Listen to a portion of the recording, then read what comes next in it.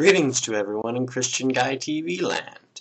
I have a few points to make, but I'm going to try and keep this video under 5 or 6 minutes. The first point is, yes, Christian Guy, there is science in the study of homosexuality. In fact, they've done several studies in Europe leading to conclusive evidence that male homosexuals are stimulated by male hormones instead of female hormones, as well as female homosexuals. In fact, the exact same way that a man or a woman would be were they straight. So this is, it has been conclusively studied by more than one scientific lab, and you can look into it if you want. I could Google around and probably find you a few studies, but the fact is I don't think you really want to believe me. You quote the Bible, and the Bible is, like you say, you can kick the Bible out the door if you want. I don't want to kick the Bible out the door, frankly. I just want to put the Bible in perspective. Within the word of the ancient God, there are a lot of things that are abominations. You have to give sacrifices prepared in a certain way, and no meat on Fridays, for instance. The Sabbath is on Saturday, if you want to split hairs. There are just a lot of things that are not kept in modern Christianity that were kept in Orthodox Judaism and original Christianity. However, the Christians who have stopped keeping these have kicked the Bible out the door in that respect.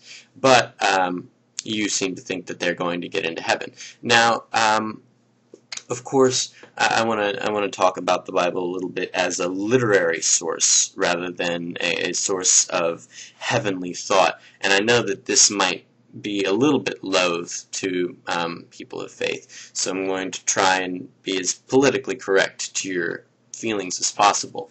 But the fact is, Hebrew script was used instead of English when the Bible was written. So, in order to study the Bible as minutely as a theological scholar and, you know, an arbiter of the word, so to speak, you really need to study it in its original language. I can't speak Hebrew, so I can't profess to be any better than you.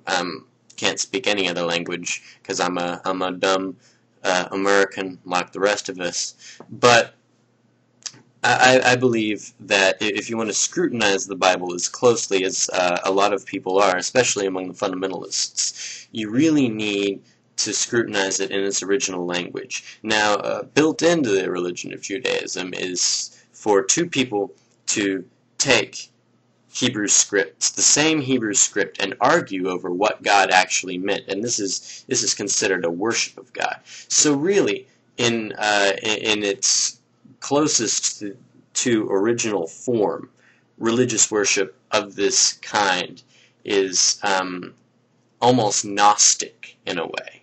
Now, I was talking to a friend before I made this video who said no reason denies faith. I think that's a very beautiful and a very insightful statement concerning especially one such as yourself. You are a very concise speaker, and you're a very reasonable speaker. However, no reason denies faith. You have faith, and I do not have this faith. Therefore, by this, we are automatically rifted, if you will.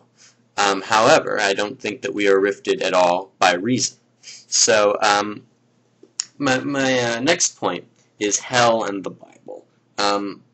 Hell is rarely mentioned in the Bible. In fact, now you may be further along in your study of the Bible than I, and more than likely you are. So I would like you to prove me wrong if you can, but I have not run across anything but references to the fire or torment. No such place as hell is ever mentioned in any translation I have ever read or come across.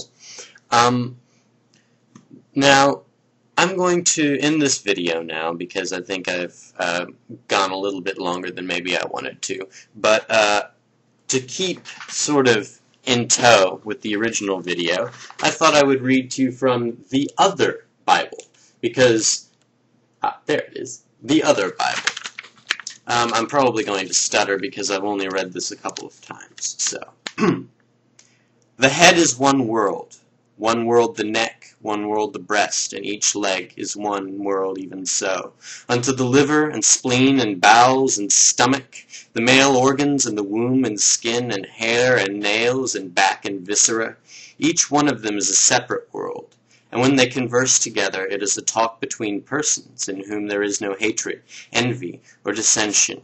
And if amongst these worlds there be one superfluous, or another lacking from the structure that is in the body, the whole body is harmed, for they counterpoise one another, and the soul dwells in their midst, and they dwell in one another. So, from the whole damnation, this is their diplomat. Peace and pieces.